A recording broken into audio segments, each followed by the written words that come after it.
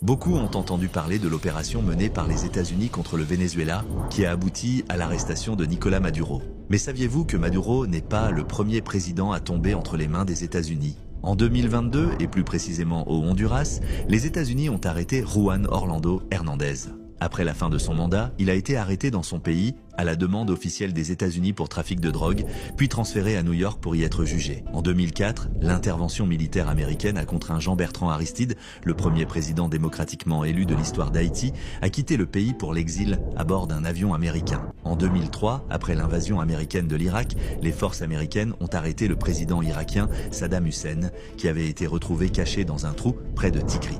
Il a ensuite été remis aux autorités irakiennes, jugé et condamné à mort. Enfin, en 1989, lorsque les États-Unis ont envahi le Panama, son président de l'époque, Manuel Noriega, a été accusé de trafic de drogue. Les forces américaines l'ont poursuivi jusqu'à ce qu'il trouve refuge à l'ambassade du Vatican au Panama. Il s'est rendu et a été transféré menotté aux États-Unis, où il a été jugé et emprisonné.